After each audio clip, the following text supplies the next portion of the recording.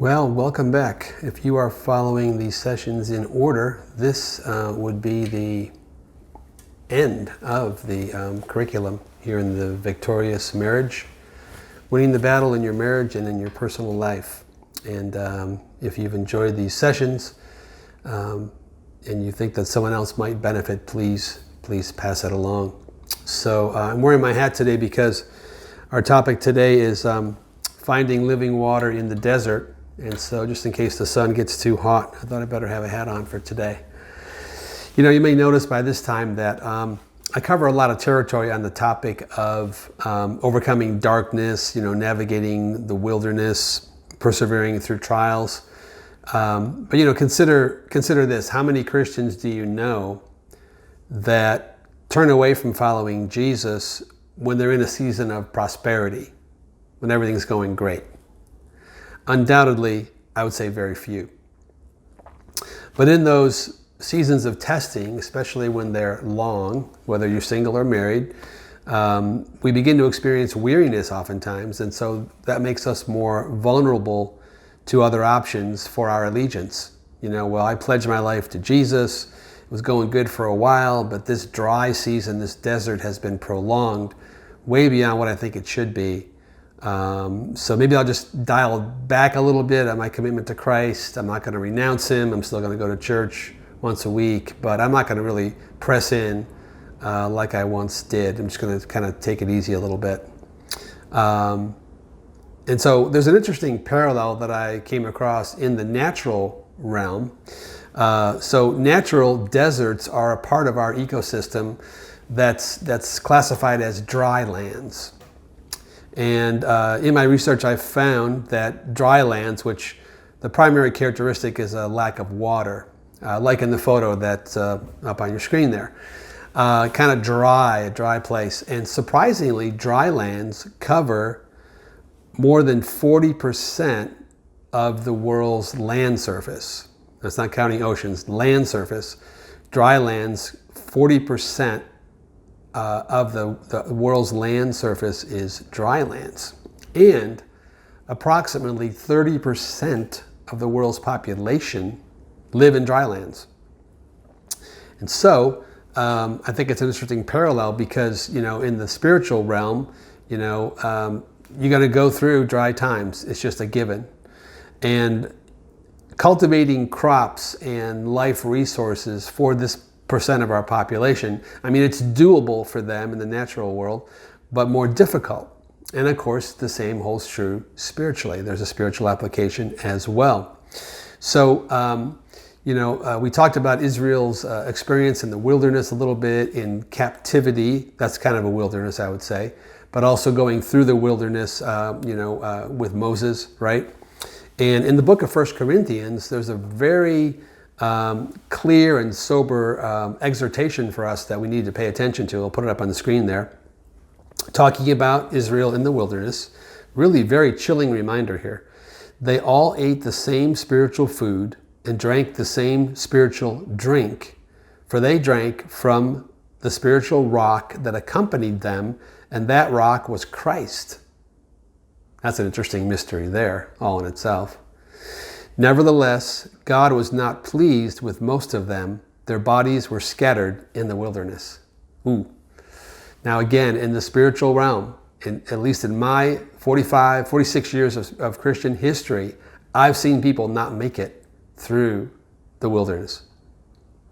So before you say, well, this will never happen on my watch, I'm committed. Consider this, and this is chapter 10, verse 12. So if you think you are standing firm, be careful that you don't fall. Okay? All right? But then it goes on in the next verse to say, no temptation has overtaken you except what is common to mankind. And God is faithful. He will not let you be tempted beyond what you can bear. But when you are tempted, He will also provide a way out so that you can endure it. Now, it's not a way out so that you can feel good again. It's not a way out so that the trial can end. It's a way out so that you can endure it. Big difference. And so you mean that Israel possibly had a way out of the wilderness, that they could have lessened how many round trips they went round and round and round, circling all those miles, other than what happened? Exactly. They could have made different choices. They made wrong lifestyle choices that are described in that passage in 1 Corinthians 10. I'll just put a few up on the screen here. Idolatry, sexual immorality, testing God, grumbling, discontentment. And these remain killer choices even today when we choose to go into these areas. And again, people that you might know of that didn't make it through their wilderness because they basically concluded God was unfair and that he was not worthy to be followed with their full allegiance anymore. And I understand that it's hard. I understand that people get offended at God. I've been there. And so, but going backwards or taking other options that the enemy might present that seem easier is not the choice you want to make. And so here's an important principle. The wilderness is God's weight room, his training center to develop us. So standing up under temptation is the first ministry process that Jesus went through, right? Human logic would say, well, he got baptized. The Father publicly said, this is my beloved Son. Let's launch the ministry. Let's do it big. Well, it was a ministry launch, but what needed to happen first was the top man from each team, the captain on each team, needed to face off. And this set the tone for all who would follow. So if Jesus was led here, might not the Holy Spirit lead us into a wilderness testing as well? Especially in preparation perhaps for a new ministry launch, a new life experience, a new whatever coming up in your life that he knows you need to be prepared for. Could the wilderness be a part of that preparation? Here's another principle. Going from glory to glory is indeed our destiny. But we must be careful to not interpret that to simply mean from one high point to another. Back when I was first a newly saved Christian, we used to sing a chorus, from glory to glory, he's changing me. And that's true. It's a wonderful Bible verse.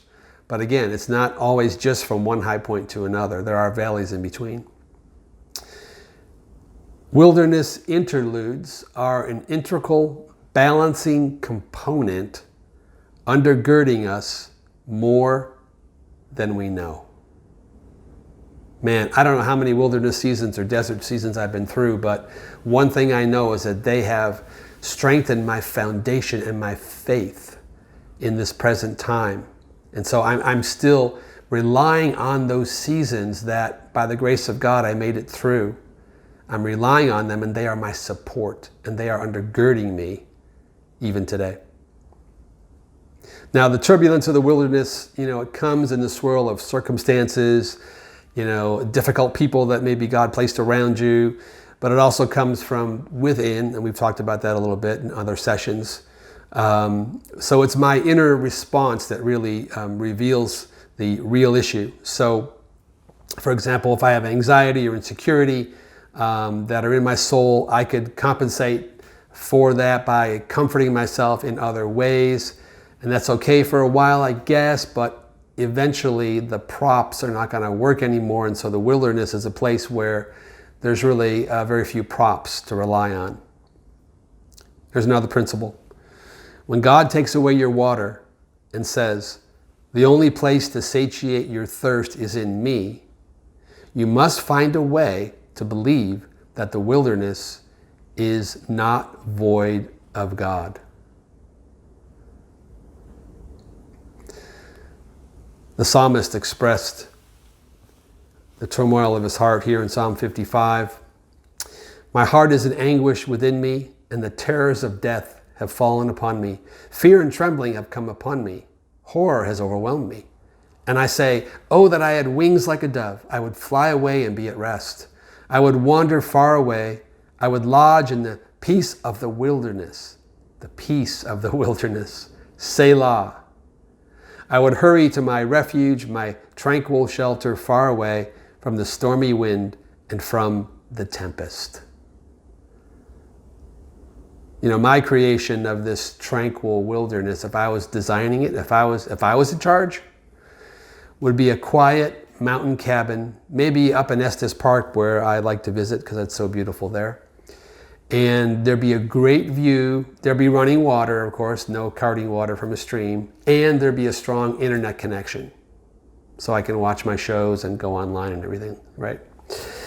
Yeah, let's get away into that wilderness cabin. I'm up for it, right?